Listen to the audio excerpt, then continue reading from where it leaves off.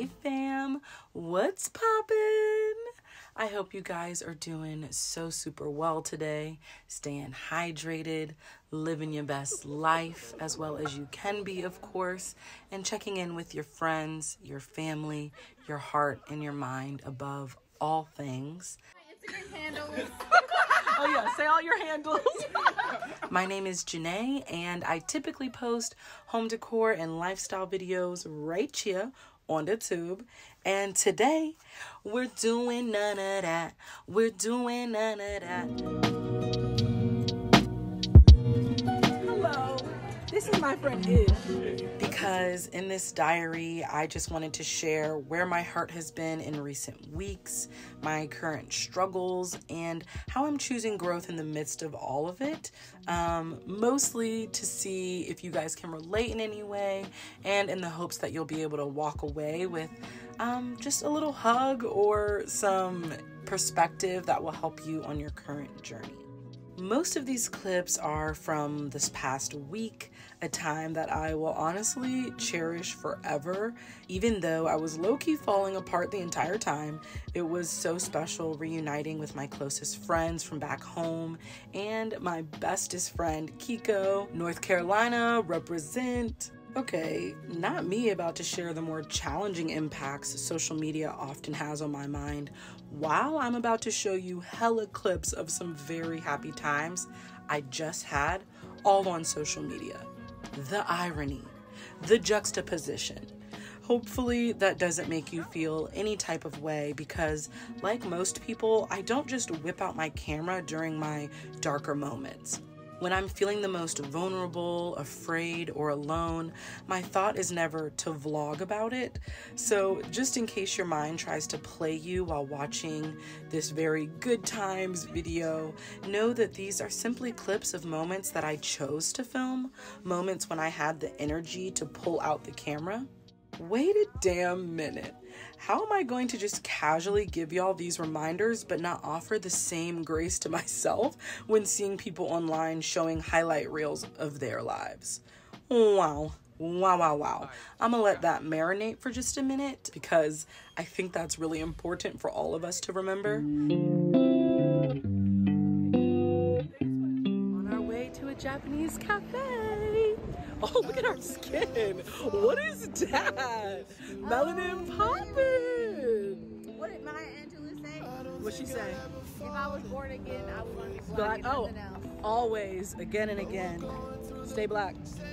It's something we know, but we forget every time we go into social media. This past week and the past 2 months in general have been the most fulfilling and the most exhausting days of my life. That probably sounds really dramatic, but is anyone else struggling to balance a social life again? Like, I cannot be the only one.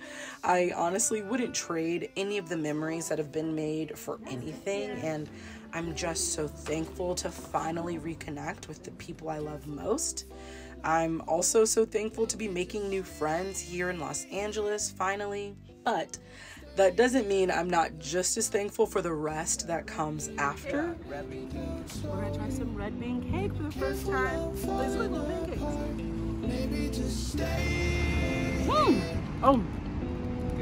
It is sweet. It's very sweet. I like the texture though, it's good. Get you some. One bite. Married couple lie. Oh. You didn't even taste it. It's so sweet. That's what I said. Just to kind of paint the picture, I legit lost my voice only one day into this trip. Actually, I think my immune system completely was in shock. I definitely got a little paranoid one night at some point, and even though I'm #vaxxed, I did take myself to the doctors while I was on the trip just to double check and make sure we were all good. Everything was all good, but be careful out there as you start to leave the house more. You know, maybe make sure you get some of that emergency, drinking your water, taking your vitamins, whatever you got to do to stay healthy. Sending you that energy.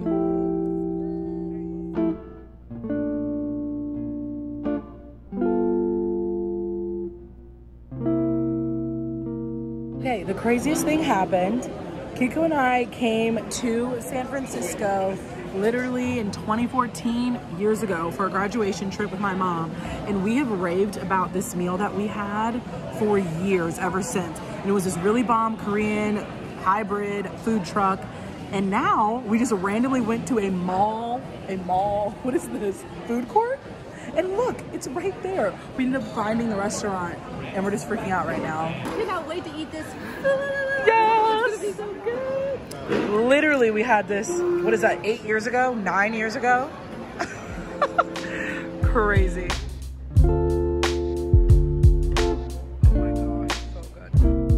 Anyhow, it was our friend James's 30th birthday, and we spent the time celebrating him in San Francisco and in Napa, just drinking good wine and eating bomb food.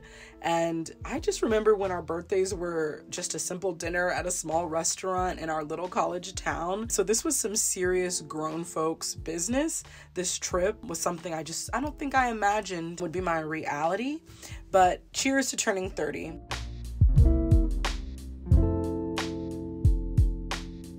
Actually, I totally remember someone telling me back in the day that his 30s were his best years. It was just the most confident he felt, the most financial freedom he had experienced, and confidence in his love life and dating. First time finally meeting! We've been virtual friends since November. It's been time. Yes. Well overdue. My girl's eye makeup for today, and she gorgeous. So anyway, I'm 29 and am definitely welcoming 30 at this point. I'm not too afraid because if it involves little trips like this, your girl's happy. Side note, I will link all of the wineries we visited for anyone who hopes to do a Napa trip someday. They were all absolutely stunning, and I didn't even feel like we were in the US sometimes. Until the borders reopen, this will definitely do, but check down below if you want to see where we went and add it to your list.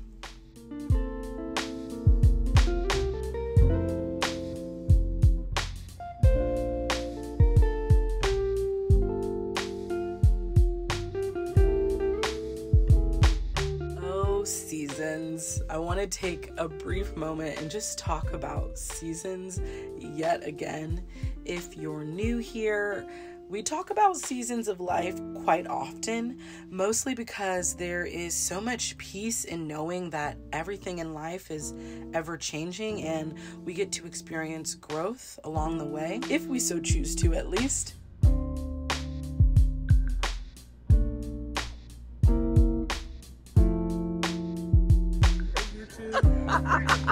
I'm with a celebrity, dude. Nah. We got a tiny corner on the internet. Look how handsome he looks. No. This my little bestie.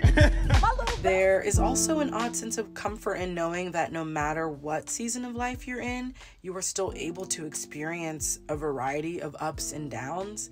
For example, I would say that the first few months of 2021 were a pretty dark season in my life. I was dealing with loss, a lot of doubts, and a heavy sense of overwhelm on a daily basis. And even still, joyful moments were had and fun memories were made amidst that sadness. Fast forward to a much more fulfilled and exciting time in my life, which would be the past 4 months, and I'm learning that sadness, fear, and overwhelm still find their way home. I say this to say, I hope that you never hold off living your life because of your circumstances. So much of life can still be taken from seasons when you don't have much financial freedom. So much life can still be lived during your seasons of loss. Even when you're feeling afraid and overwhelmed, you don't have to put life on hold. I hope that you will continue to find ways to enjoy what matters most with the people who you care about. I hope that you will still give yourself space to heal during your happy seasons and so much more. It's hot in Napa, y'all. We out here sweating. What is this? I'm only saying all of this because in my past, I lived a very black and white life. I was either extremely on fire for God or completely cut off from my faith. I was either super happy and positive all the time while ignoring any other feelings, or just an absolute grump. This is our cheese plate. I love it. This is my best friend's husband, y'all. He's a trip. The nicest man you'll ever meet. Living so extreme all of the time left no room for the in-between. There wasn't any space for a gray area, which in my mind is the flexibility to open yourself up to a range of emotions, a variety of experiences, no matter what season of life you're in. I hope that makes sense. Let me know if you're picking up what I'm putting down. But as I step into a new season in my life, there is a part of me kind of clinging to what once was.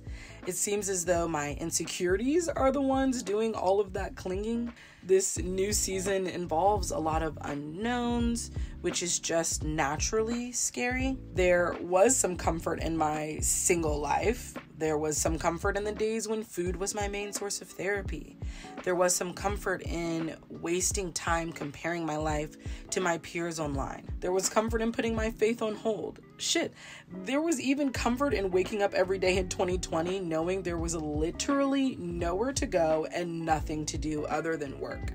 So it's just so odd to me how even when we are being more intentional about our decisions and are inviting good things into our lives, part of ourselves wants to hold on to old habits, even if they are habits that you know could hurt you or those around you.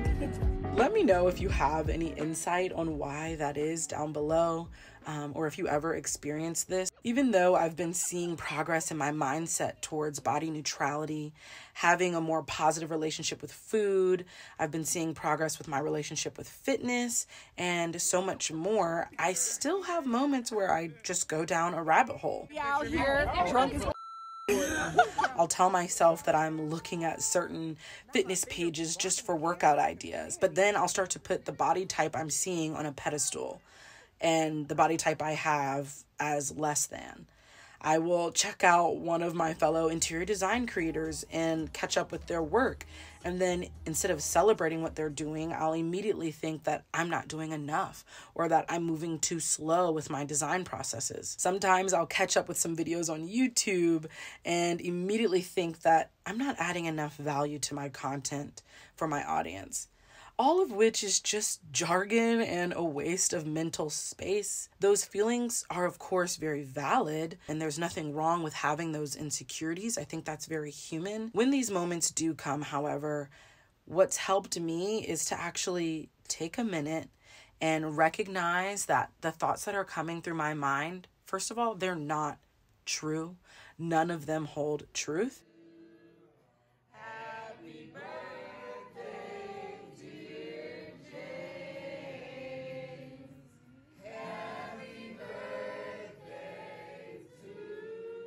Once I do that, I like to connect with a loved one instead because it gives me an opportunity to pour into someone else and hear about their current journey, their day, whatever it may be, and to encourage them, which just kind of takes some of that self-absorption away.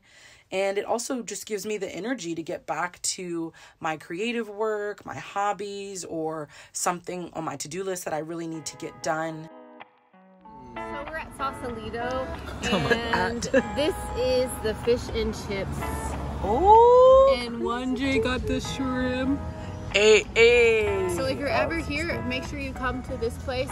Check it out. It has like 4.3 stars on Google.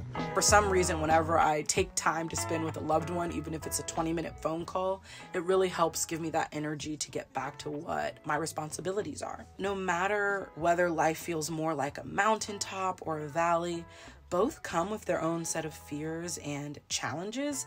So if that's the case, you might as well walk into each day with a quiet confidence and an open mind to what may come. I mean, right? There's just really no point to live life any other way. Also, reminding yourself that you're not a robot that can be programmed to do whatever, whenever. You are a real life human being who is impacted by so many things every single day. So granting yourself grace to move through life with the ability to feel all that you need to feel is so worth it. And it opens up that space for you to grant the same grace to other people. I in no way thought that having a nicer home, having more financial freedom, nor finding love would be the answers to my problems. But I find myself often confused when sadness still comes during this season of my life, even though I know that's completely normal and completely human. Now that I've reached some of the goals that I used to dream about, I'm practicing to remind myself that my heart, my traumas, my underlying struggles are still the same. The same struggles you've always had still take up space, and now new ones have entered the chat. So I'm trying to take it all in stride and talk it out when I can and celebrate the small wins, feel my lows, and move a little slower most days.